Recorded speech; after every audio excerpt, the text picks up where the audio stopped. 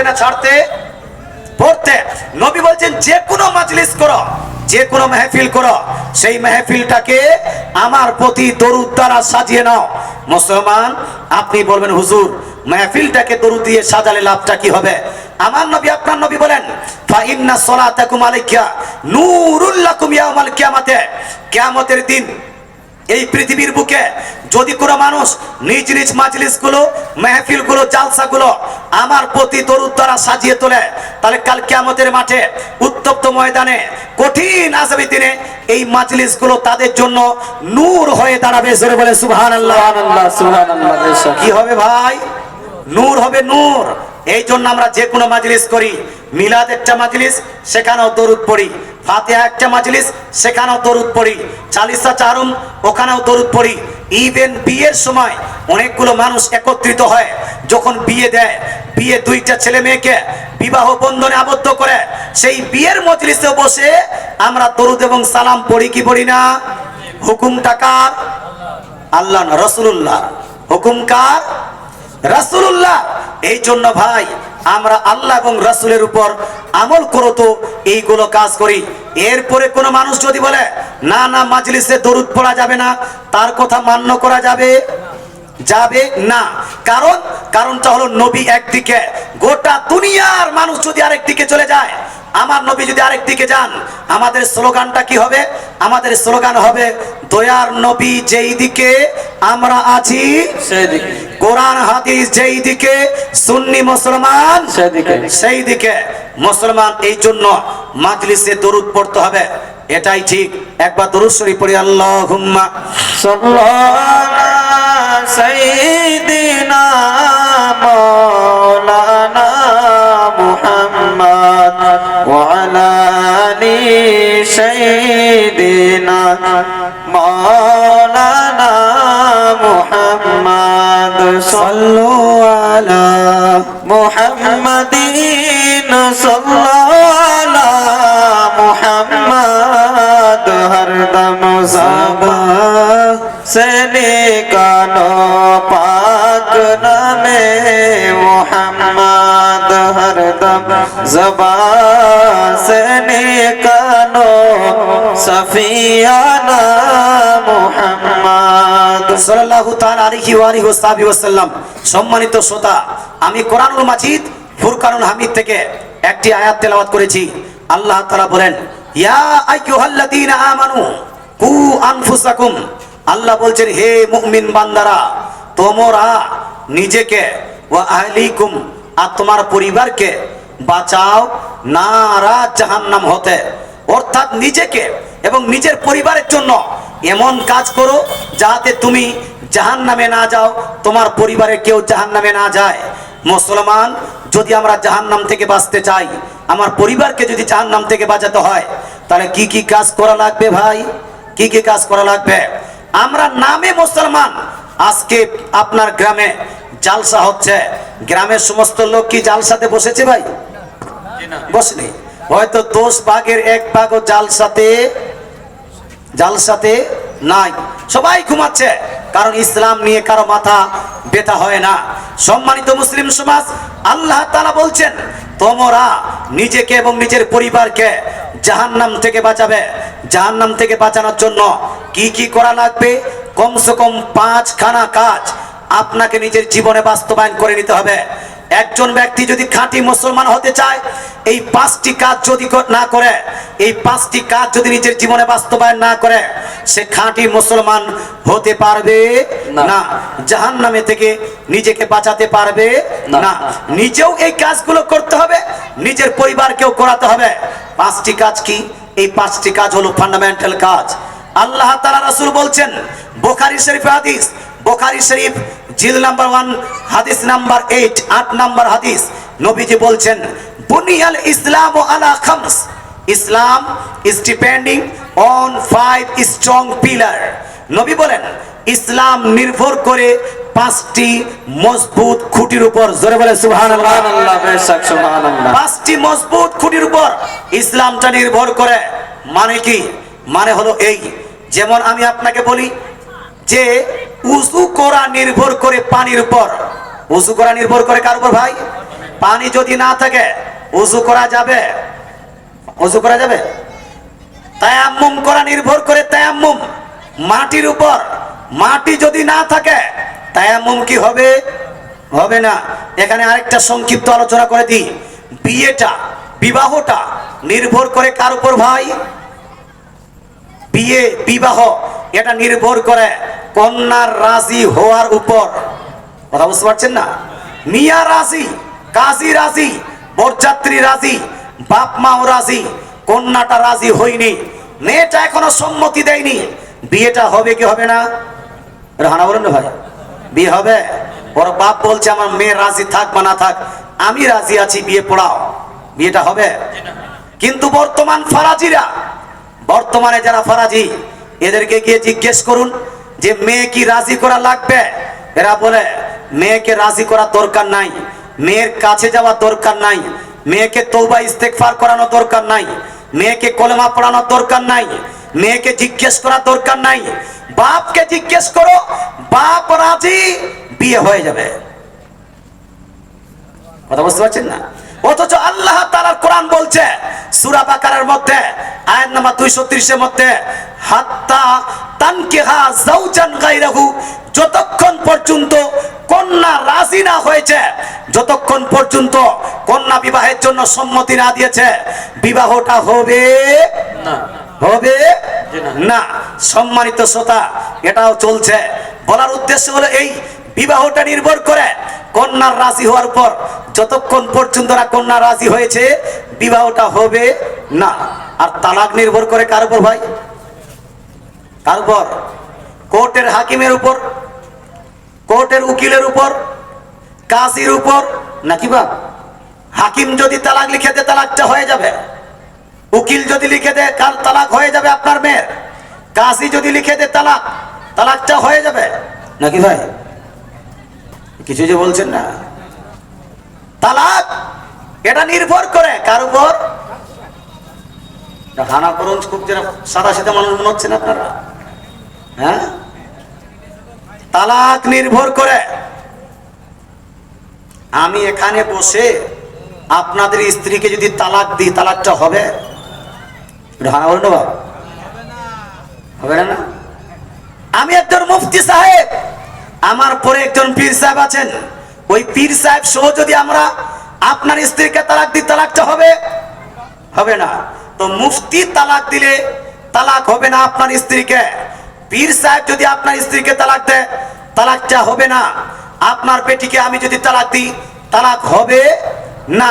তাহলে কোর্টের হাকিম তালাক দিলে তালাকটা হবে, কোর্টের উকিল তালাক দিলে তালাকটা হবে, কাজী তালাক দিলে তালাক হবে। তালাক নির্ভর করে স্বামীর উপর। কার উপর ভাই? কার উপর? স্বামীর উপর। স্বামী যতক্ষণ পর্যন্ত তার স্ত্রীকে তালাক না দিয়েছে, কোর্টের হাকিমও দিলেও হবে না। ইভেন যদি ভারতের প্রাইম মিনিস্টার নরেন্দ্র মোদী আপনার মেয়েকে তালাক দেয়, আর আপনার জামাই বাবু যদি তালাক না দেয়, ওই তালাকটা গ্রহণযোগ্য হবে না। আল্লাহ তাআলা কোরআনুল মাজিদের মধ্যে ইরশাদ করেন, বিয়াদিহি উকদাতুন নিকাহ, তালাকের অধিকার রয়েছে স্বামীর হাতেই রয়েছে, তালাকের অধিকার স্বামীর হাতেই রয়েছে। বিবাহ বন্ধন তালাকের অধিকার, এই তালাক দিতে পারবে একমাত্র কে? জানো না কে? স্বামী। হয়তো স্বামী নিজে দিবে, অথবা স্বামী তালাক দেওয়ার অধিকার দিবে, অর্থাৎ তাফবিজে তালাক হবে। এছাড়া অন্য রাস্তা থাকতে পারে না। কিন্তু অনেকগুলো জায়গাতে দেখা যায় মেয়ে শ্বশুর বাড়িতে যেতে চায় না, জামাইয়ের ভাত খেতে চায় না। ওকে বলা হয় তুমি ভাত খাবে না তো পান্তা খাও, না আব্বাজান পান্তাও খাবো না, রুটি খাও, রুটিও খাবে না, ওই জামাইয়ের বাড়ি যাবেই না। তারপরে আপনি বলছেন জামাই বাবুকে, বাবু তুমি আমার মেয়েকে তালাক দিয়ে দাও। জামাই ভাবছে যদি আমি তালাক দিই, যৌতুক নিয়েছিলাম সেটা ফেরত দিতে হবে, তারপর মহারানা পেয়েছি সেটাও ফেরত দিতে হবে, খাটটা পেয়েছিলাম খাটটাও ফেরত দিয়ে দিতে হবে, তারপরে একটা বাইক পেয়েছি সেটাও ফেরত দিতে হবে। এক কথায় আমি তো কাঙ্গাল হয়ে যাবো রে বাবু। এই জন্য জামাই বলছে তালাক দিব না। বা জামাইকে ভালো লেগেছে মেয়েটা, এই জন্য তালাক দিতে চায় না, জামাইয়ের ইচ্ছা নাই, তো ওই জামাই বাবুর শ্বশুর আব্বা বলছে, চল মেয়ে, তোর জামাই দিচ্ছে না তো কি হলো, তোর স্বামী দিচ্ছে না তো কি হলো, চলো আপনার ওই কোর্ট থেকে তালাক নিয়ে চলে আসবো। কোর্টে গিয়ে কোর্ট থেকে একতরফা তালাক ডিভোর্স করে মেয়েটার তরফ থেকে ছেলেটাকে পাঠিয়ে দিল। আর কিছুদিন পরে মেয়েটার বিবাহ অন্য জায়গায় দিয়ে দিয়েছে। সম্মানিত মুসলিম সমাজ, বলুন তো, স্বামী যদি তালাক না দেয় তাহলে মেয়েটা অন্য জায়গায় বিয়ে করতে পারবে? বলুন না, বিয়ে করতে পারবে? বিয়ে করতে পারবে না। আমার নবী বলছেন, আত-তালাকু লিমান আখাযা বিস-সাক, তালাক দেওয়ার অধিকার হলো একমাত্র সেই পুরুষের, যেই পুরুষের জন্য মেয়ের উরু স্পর্শ করার অধিকার আছে। অর্থাৎ স্বামী ছাড়া তালাক হবে না। আর যদি তালাক না হয়, মেয়েটা অন্য জায়গায় বিবাহ করতে পারে না। তারপরেও যদি আপনি আপনার মেয়েকে অন্য জায়গায় বিবাহ দেন, ওই বিবাহটা হলো না, ওর সঙ্গে যতগুলো আপনার হবে কাজ হবে, সমস্ত জেনা হবে। এর গুনাহ যেভাবে মেয়েটা আপনার পাবে, তদ্রূপ বাপও পাবে। তদ্রূপ সমাজের কোন মানুষ যদি এই বিয়েতে অংশগ্রহণ করে, মৌলভী সাহেব যদি এই বিবাহ পড়িয়ে দেয়, এই মৌলভী সাহেব সমাজের মানুষেরাও আপনার এইভাবে গুনাহের ভাগীদারি হবে। এই জন্য ভাই, কোর্ট থেকে একতরফা করে ডিভোর্স করে মেয়েরা যে তালাক দিচ্ছে, এটা শরীয়তে গ্রহণযোগ্য হবে না। না, কারণ তালাক নির্ভর করে কার উপর? স্বামীর উপর। তদ্রূপ আল্লাহ তাআলা রাসূল বলছেন, ইসলাম নির্ভর করে 5টি স্তম্ভের উপর। 5টি স্তম্ভের উপর কেউ যদি প্রকৃত মুসলমান হতে চায়, 5টি কাজ লাগবেই। কি কি কাজ? প্রথম কাজ, শাহাদাতি আল্লাহ ইলাহা ইল্লাল্লাহ ওয়া আন্না মুহাম্মাদান রাসূলুল্লাহ। এক, সাক্ষী দিতে হবে আপনাকে যে আল্লাহ তাআলা ছাড়া কোনো মাবুদ নাই, একমাত্র ইবাদতের যোগ্য কে? আল্লাহ। গাছের পূজা করা যাবে? সূর্যের পূজা করা যাবে? মূর্তির পূজা করা যাবে? মাজারের পূজা করা যাবে? আচ্ছা, মাজারে কি আপনারা পূজা করতে যান? ধারণা বলুন ভাই, মাজারে কি করতে যান? বলছেন না যে আশেপাশে এই ওলাহার এখানে নেই, যান আপনার পাশে পাশে না ওলাহারে মাজার আছে না? না, আপনারা যান না? যান। আচ্ছা, মাজারে কি করতে যান? সাজদা করতে? কি করতে? জিয়ারত করতে। সুন্নি মুসলমান মাজারে পূজা করতে যায় না, সুন্নি মুসলমান মাজারে সাজদা করতে যায় না, সুন্নি মুসলমান মাজারের ইবাদত করে না। মাজারে আমরা যাই জিয়ারত করতে। কিন্তু ভাই, আপনি বলুন তো, এই ফারাজিরা, ওয়াহাবির বেটারা, এরা সুন্নিদেরকে মাজার পূজারি বলে কি বলে না? জি বলে। বলে কি বলে না? জি জি। মাজার পূজারি বলে। মাজার পূজারি কাকে বলা হয়? যারা মাজার পূজা করে তাকে বলা হয় মাজার পূজারি। মূর্তি পূজারি কাকে বলা হয়? যে মূর্তির পূজা করে তাকে বলা হয় মূর্তি পূজারি। বুত পূজারি কাকে বলা হয়? যে বুতের পূজা করে তাকে বলা হয় বুত পূজারি।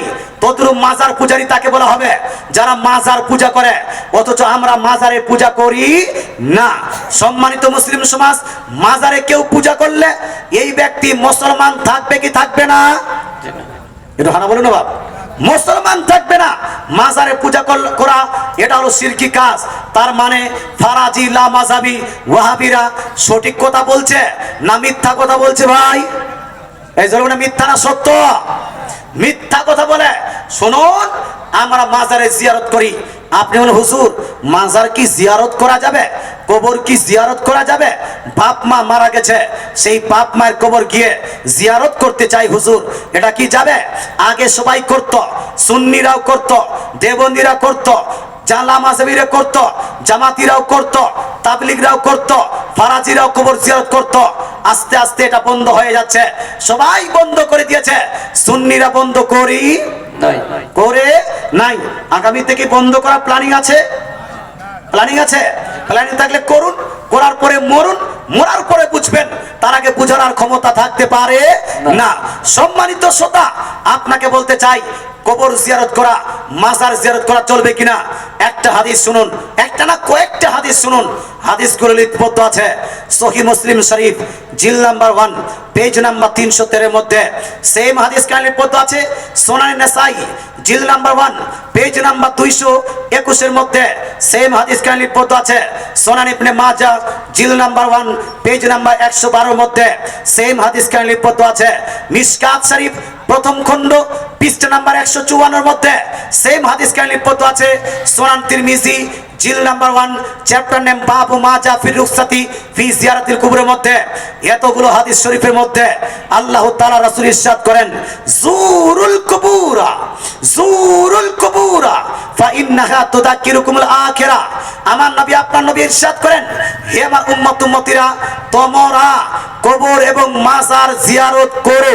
জোরে বলেন সুবহানাল্লাহ, সুবহানাল্লাহ, সুবহানাল্লাহ। নবীজি বলছেন তোমরা কবর এবং মাজার জিয়ারত করো। তাছাড়া এই হাদিসটি লিপিবদ্ধ আছে সুনান ইবনে মাজাহ জিল নাম্বার 1 পেজ নাম্বার 112 মধ্যে আয়েশা সিদ্দিকা রাদিয়াল্লাহু তাআলা আনহা বলছেন, রাখাসা রাসূলুল্লাহ সাল্লাল্লাহু তাআলা আলাইহি ওয়াসাল্লাম ফি জিয়ারাতিল কুবুর। অর্থাৎ আমার নবী আপনার নবী দয়ার নবী মায়ার নবী কবর জিয়ারত করার মুসলমানদেরকে অনুমতি দিয়েছেন। জোরে বলেন সুবহানাল্লাহ। নারায়ে তাকবীর, নারায়ে তাকবীর, নারায়ে রিসালাত। মাসলাকে আলা হযরত উলামা আহলে সুন্নাত দ্বীন ইসলাম সুন্নি মুসলমান। নারায়ে তাকবীর, নারায়ে রিসালাত। কবর জিয়ারত করতে বলেছেন কে? নবী। ধ্যান দিয়ে শুনছেন না যে কবর জিয়ারত করতে বলেছেন কে?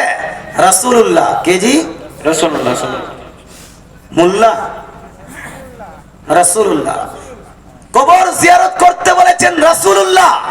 কবর জিয়ারতের অনুমতি দিয়েছেন কে? রাসূলুল্লাহ। রাসূলুল্লাহ। রাসূলুল্লাহ কবর জিয়ারত করতে বললেন, মাজার জিয়ারত করতে বললেন, কবর এবং মাজার জিয়ারতের অনুমতি দিলেন।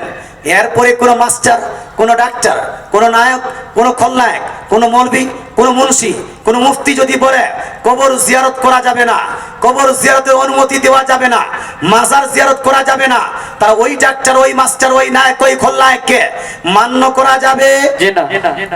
মান্য করা যাবে না।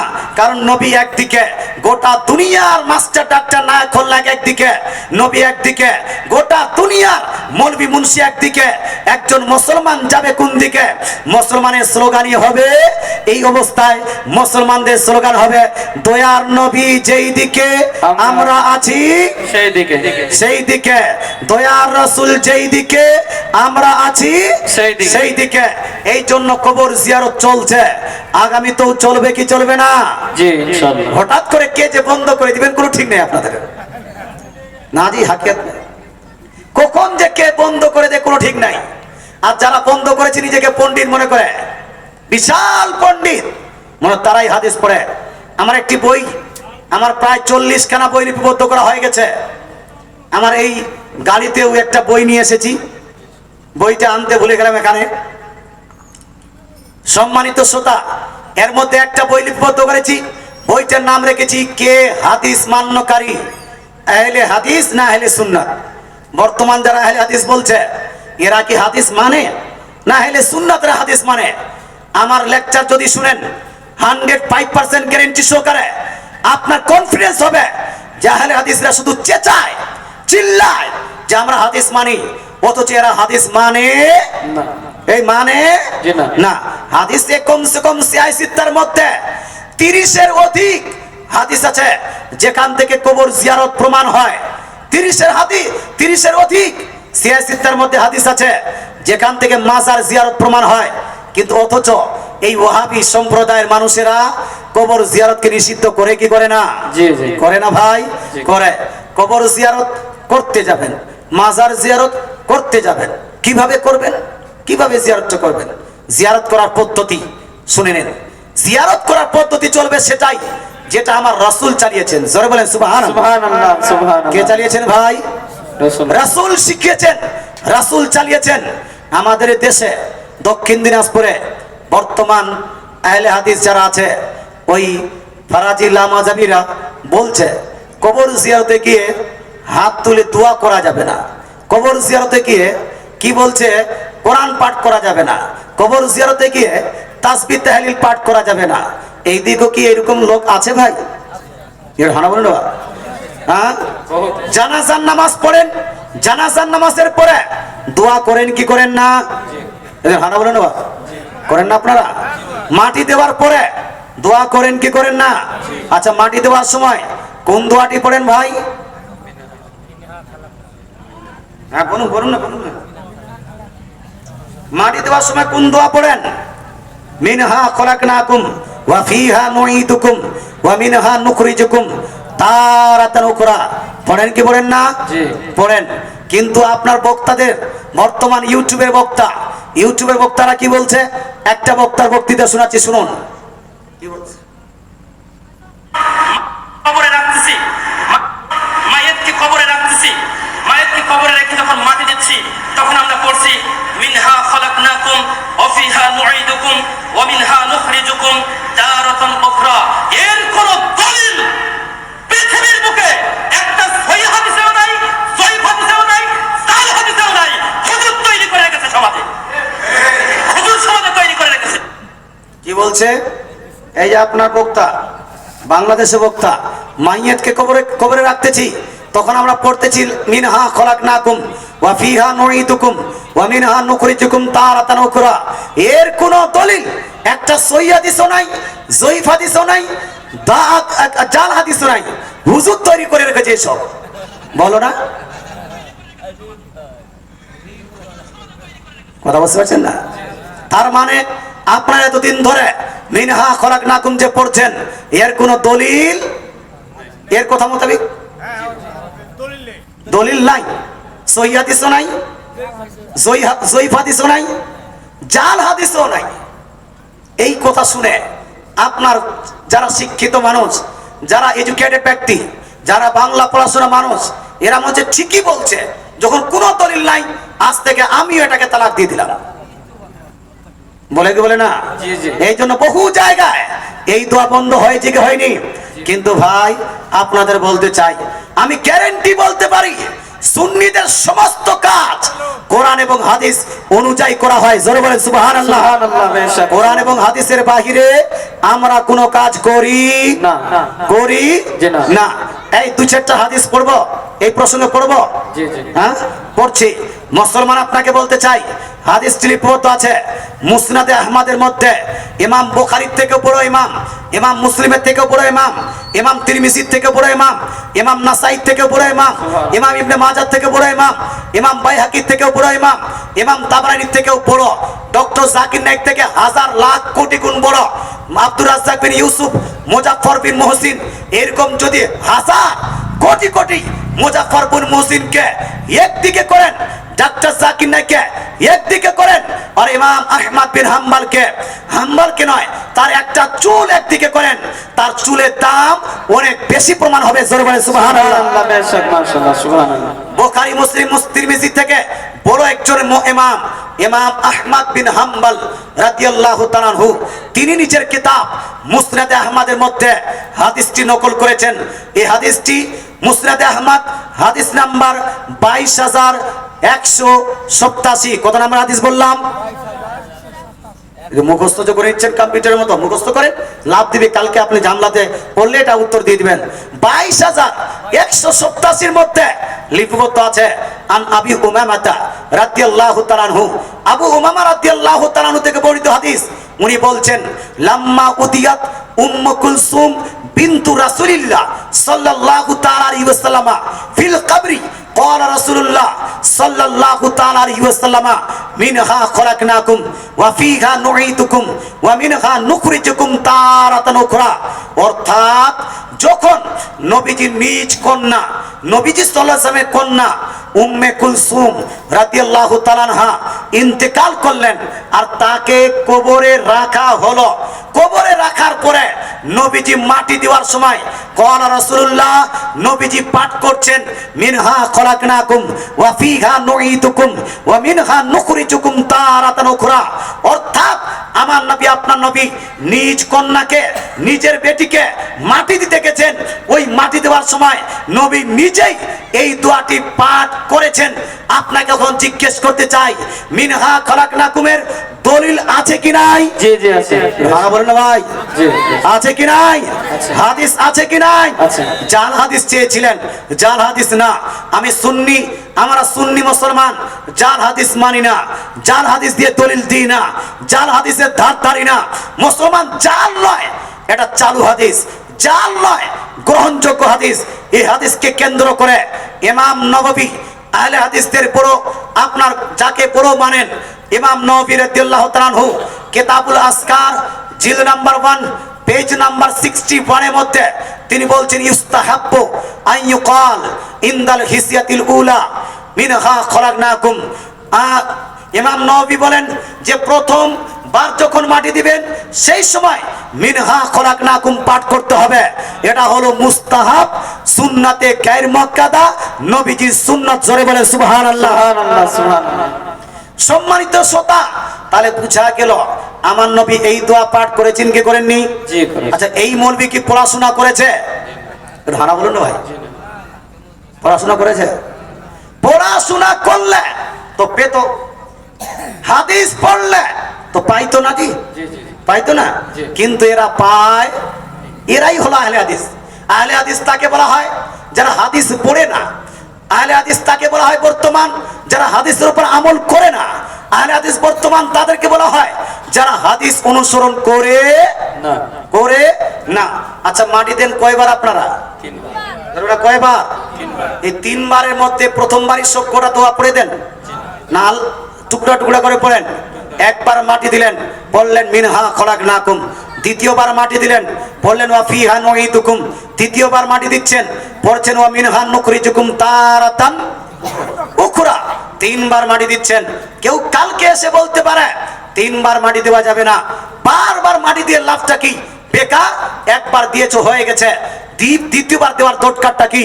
এইরকম উল্টো পাল্টা যুক্তি লাগিয়ে আপনাকে বলতে পারে 3 বার মাটি দেওয়ার দরকার নাই, একবার দাও, চলে আসো। বলতে পারে কি পারে না? জি, জি। এই জন্য ভাই বলার আগে সাবধান, সাবধান, সাবধান।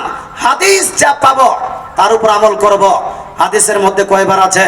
দয়ার নবী মায়ের নবী কয়বার মাটি দিতেন এটাও জানা দরকার আছে কি নাই? জি, জি। আছে না? কিভাবে মাটি দিতেন সেটাও জানা দরকার আছে। এর জন্য আরেকটা হাদিস পেশ করছি। আচ্ছা, আপনারা কি আমার ওয়াজ শুনতে পাচ্ছেন, বুঝতে পারছেন? এরকম কিছুক্ষণ আর বললে আপনারা কি রাগ করবেন? যারা যারা শুনতে চান তারা একটু হাত তুলে বলেন তো ইয়া রাসূলুল্লাহ। ইয়া রাসূলুল্লাহ। মাশাআল্লাহ, মহিলারাও হাত তুলছে, মানে এরাও জামলায় পড়েছে নাকি? হ্যাঁ হ্যাঁ, বলছে হুজুর মাটি দিতে যাই না, কিন্তু হুজুর ঈদের নামাজ পড়তে যাবো কি যাবো না? কেউ বলছে যাও, কেউ বলছে যাও। হ্যাঁ, জামাত করে মহিলারা নামাজ পড়বে কি পড়বে না? এইরকম অনেকগুলো মহিলারা কত দূর পর্যন্ত হাত তুলবে? কান পর্যন্ত না কাঁধ পর্যন্ত? ঝামলা হয় কি হয় না? মহিলারা তারাবি কত রাকাত পড়বে? 8 রাকাত না 20 রাকাত? একসঙ্গে তারাবি পড়তে পারবে কি পারবে না? মহিলাদের অনেক মাসলা আছে। ইনশাআল্লাহ তাআলা যদি সুযোগ পাই ডিসকাস করব, আলোচনা করব। তার আগে একটু হাবি ধুলাই হয়েই যায় জি জি জি নাকি বা? জি। হাদিস মানে না। আসুন না একটা হাদিস পড়ি। ওয়াহাবিদের ঘরে যেই তাফসিরটা সব থেকে বেশি চলে, দেওবন্দীদের ঘরে যেই তাফসিরের কিতাব সব থেকে বেশি চলে, জামাতে ইসলামের ঘরে যেই কিতাব তাফসিরের কিতাব সব থেকে বেশি চলে, সেই তাফসিরের কিতাবটির নাম হলো তাফসির ইবনে কাসির। কোন কিতাব বললাম? তাফসির ইবনে কাসির। তাফসির ইবনে কাসির জিল নাম্বার 5 পেজ নাম্বার 299 এর মধ্যে, পেজ নাম্বার 299 এর মধ্যে লিপিবদ্ধ আছে আন্না নবীকে সাল্লাল্লাহু আলাইহি সাল্লাম হাজারাত জানাজাতান। হাদিসটি হলো এইভাবে যে নবীজি সাল্লাল্লাহু আলাইহি সাল্লাম তার একজন সাহাবীর জানাজায় অংশগ্রহণ করলেন। নবীজি এক জানাজায় অংশগ্রহণ করলেন। অংশগ্রহণ করার পরে লাম্মা উদি আল মাইয়াতু ফিল কাবরি, যখন সেই সাহাবীকে কবরের মধ্যে রেখে দেওয়া হলো, অর্থাৎ কবরে রাখা হলো, ফাকাবাজা কাবজাতা মিনাত তুরাব, নবীজি এক মুষ্টি মাটি নিলেন। ফাআলকাহা ফিহা, ওই এক মুষ্টি মাটি নিয়ে সেটাকে কবরের উপর রাখলেন। ফাকালা মিনহা খলাকনাকুম, এবং নবীজি পাঠ করলেন মিনহা খলাকনাকুম। সুম্মা আখাযা উখরা ফাকালা ওয়া ফিহা নুঈদুকুম, অতঃপর আরেক মুষ্টি মাটি নিয়ে কবর উপর রাখলেন এবং নবীজি পাঠ করলেন ওয়া ফিহা নুইদুকুম সুম্মা আখাযা উখরা ফাকালা ওয়া মিনহা নুখরিজুকুম তারাতান উখরা। অতঃপর নবীজি সাল্লাল্লাহু আলাইহি সাল্লাম আরেক মুষ্টি মাটি নিয়ে কবরের উপর রেখে পাঠ করলেন ওয়া মিনহা নুখরিজুকুম তারাতান উখরা। জোরে বলেন না সুবহানাল্লাহ। সুবহানাল্লাহ, বেশক সুবহানাল্লাহ। সম্মানিত শ্রোতা, এই হাদিস থেকে কি বোঝা গেল? নবীজি কয়বার মাটি দিয়েছেন? 3 বার। এবার আপনি কয়বার দিবেন? একবার? একবার না 3 বার? আচ্ছা, নবীজি দোয়াটি কয়বার পড়েছেন? আপনি কয়বার পড়বেন? 3 বার। নবীজি এই দোয়াটা একবারে পড়েছেন না টুকরা টুকরা করে পড়েছেন? তাহলে টুকরা টুকরা করে আপনি পড়বেন কি পড়বেন না? পড়বেন। এক কথায় সুন্নিরা যাহা করছে হাদিস দ্বারা প্রমাণ হলো কি হলো না? এবার বলুন তো, এই মৌলবি, এই ধরনের মৌলবিরা এই জুতা পিঠা খাবার জন্য যোগ্য কিনা? হ্যাঁ বলুন বাবা। তুমি যদি না পড়ো, না পড়ো গা, তোমার ইচ্ছা এটা পড়তেও পারো, না পড়তে পারো, কিন্তু তুমি উল্টো পাল্টা ফতোয়া দিয়ে মানুষকে বিভ্রান্ত করাতে পারবে না। পারবে না। এইরকম অনেকগুলো বক্তা পাওয়া যায়। অনুমতি দিলে আরেকটা বক্তার ওয়াজ শোনাবো। জি স্যার। শোনাবো? হ্যাঁ,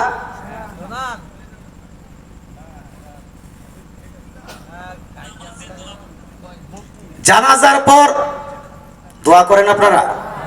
মাটি দেওয়ার পর করেন না? মাটি দেওয়ার পরেও করেন। এবার একটা বক্তা কি বলছে, জানাজার পরে দোয়া করা যাবে কিনা, মাটি দেওয়ার পরে দোয়া করা যাবে না, যাবে কি যাবে না, আর হাদিসে কি আছে, দুইটাই আমরা একটু করে দেখবো না? দেখি, এই যে শুনি। আমাদের দেশে জানাজার নামাজে দোয়া পড়া হয়, হয় না? হয় না? হয় না? জানাজার নামাজে দোয়া হয় না? হয় না? আচ্ছা, জানাজার নামাজটা নামাজ না, মাইয়াতের মাগফিরাতের দোয়া। মাইয়াতের মাগফিরাতের দোয়া যখন ওইটা হয়ে যাচ্ছে, বলে দাঁড়িয়ে যান, আর একবার দোয়া হবে, মানে ওই দোয়াটা কমপ্লিট লয়, তা আর একবার চালা। যদি ওটাও না হয়, যদি সালা এটা মিস যায়, তো বলে মাটি দিয়ে আর একবার চালা। এই ফতোয়া তো জিলাপি হুজুরের, ইয়াসিনের লয়। জানাজার নামাজ হচ্ছে দোয়া, তারপরে কোনো দোয়া নেই। কথা বুঝতে পারলেন? আচ্ছা, এই মৌলবীর কথাতে কি বুঝতে পারলেন? এই জানাজার নামাজের পরে দোয়া করতে বলছে না নিষেধ? হ্যাঁ বলেন বাবা। হ্যাঁ, এই যে আপনার মৌলবীকে চিনে ভালো করে, খুব ফেমাস পশ্চিম বাংলার ডাবচর, পশ্চিম বাংলার ডাবচর, আর গুজরাটে গিয়ে মাছচর। এ বলছে আমার বাপের গাছে, ডাবের কাছে চেপে আমি লুকিয়ে লুকিয়ে ডাব পেরে খেতাম, ডাব চুরি করতাম। আর যখন গুজরাটে পড়তে গেলাম তো মাছ যেগুলা মাছুরা না কি বলেন আপনারা? মাছুরা, ওই মাছুরা যেগুলা মাছ মারতো, আমি লুকিয়ে গিয়ে মাছ চুরি করে আনতাম। মুসলমান স্টেজে বসে এই ডাব চোর এবং মাছ চোর নিজের আপনার ওয়াকিয়া গুলো বয়ান করে। এ বলছে জানাজা একটি দোয়া, এরপরে কোনো দোয়া চলবে না। মুসলমান আপনাকে বলতে চাই, যেই ব্যক্তিরা মাটি দেওয়ার পরে দোয়া করছে এদেরকে শালা বলে গালি দিচ্ছে, বলে বল না, শালা বল না। মুসলমান আপনাকে বলতে চাই, এই মোটকা পোল্ট্রি মুরগি ডাবচর আপনাকে আমাকে যতগুলো পৃথিবীর মানুষ মাটি দেওয়ার পরে দোয়া করে এদেরকে সবাইকে শালা বলে, তো সবারই বোনকে বিয়ে করেছে নাকি? এটা শালা গালি হলো কি হলো না? নিজের বোন নিজের শালাকে, অর্থাৎ যার বোনকে আপনি বিয়ে করেছেন তাকে যদি আপনি শালা বলেন এটা হয়তো গালি হবে না, কিন্তু আপনি যাকে যার বোনকে বিয়ে করেননি তাকে যদি শালা বলেন, তাকে যদি বে বলেন, তাহলে এটা গালি হবে কি হবে না? হবে কি হবে না? একজন মুসলমান অপর মুসলমানকে যদি গালি দেয়, আমার নবী আপনার নবী দয়ান নবী মায়া নবী ইরশাদ করেন সেবাবুল মুসলিমে ফুসুক, যে একজন মুসলমানকে গালি দেওয়া এটা হলো ফিস্ক ফুজুর, এটা হলো গুনাহের কাজ। তাহলে স্টেজে বসে একই নেক কাজ করছে না গুনাহ? গুনাহ। মাদ্রাসাতে গিয়ে ডাব চুরি করে নেকি করেছেন না গুনাহ? মাদ্রাসাতে গিয়ে মাছ চুরি করে এ নেকি করেছে না গুনাহ? মাদ্রাসায় পড়াশোনা করার পর জালসার স্টেজে বসে মানুষকে গালি দিয়ে এ নেকি করছে না গুনাহ? এই গুনাহগার বাদকার জিয়াকার মৌলবি মোটকাকে বক্তৃতা শোনা যাবে? যাবে? যাবে না। এ বলছে জানাজা একটি দোয়া, জানাজার পরে দোয়া চলবে না। রে ভাই বলুন তো ভাই, পৃথিবীর মধ্যে আদম আলাইহিস সালাম থেকে নিয়ে কিয়ামত পর্যন্ত যত মানুষ আসবে এর মধ্যে সবথেকে বুদ্ধিমান কে? হ্যাঁ বলুন, ডক্টর জাকির নাইক, কে কে বলুন না। আদম আলাইহিস সালাম থেকে নিয়ে কিয়ামত পর্যন্ত যত মানুষ এসেছেন, যত মানুষ আসবেন, এর মধ্যে সবথেকে ব্রিলিয়েন্ট কে? সবথেকে জ্ঞানী কে? সবথেকে ইন্টেলেকচুয়াল কে? কে জি? একটু জোরে বলেন না, উত্তরটা দিতে পারছেন না যে। কে? আমার রাসূলুল্লাহ। জোরে বলেন না, কে? আমার রাসূলুল্লাহ রাসূলুল্লাহ সাল্লাল্লাহু আলাইহি সাল্লাম। যেই রাসূলুল্লাহকে এই ওয়াহাবীর দলেরা নিরক্ষর বলে, যেই রাসূলুল্লাহকে ওয়াহাবীরা অশিক্ষিত বলে, যেই রাসূলুল্লাহকে ওয়াহাবীরা আনপড় বলে, সেই রাসূলুল্লাহ থেকে বেশি কেউ জ্ঞানী হতে পারেনি, কিয়ামত পর্যন্ত হতে পারে না। পারে জি না। না। আমার রাসূল, আপনার রাসূল, দয়ার রাসূল, মায়ার রাসূল, হে মুসলমান, তার থেকে বেশি কেউ জ্ঞানী হয়নি, আর কেউ হতে পারবে না। সম্মানিত মুসলিম সমাজ, এই মৌলবি বলছে জানাজাটাই দোয়া, এরপরে আর দোয়া করা যাবে না। এটা একটা লজিক, পার্সোনাল তার ধারণা। বলুন তো, এই লজিকটা তার মাথায় আসলো, এই লজিকটা তার জ্ঞানে আসলো, আমার নবীর জ্ঞানে আসলো না কেন? কথা বুঝতে পারছেন? আমার নবীর জ্ঞানে আসলো না কেন? আমার নবী বলছেন, সোনান আবু দাউদ উঠান আপনি, সোনান আবু দাউদ জিল নাম্বার 1, সৌদি আরব থেকে ছাপ, ইন্টারন্যাশনাল রেফারেন্স অনুযায়ী হাদিস নাম্বার 32-1। কত নাম্বার হাদিস বললাম?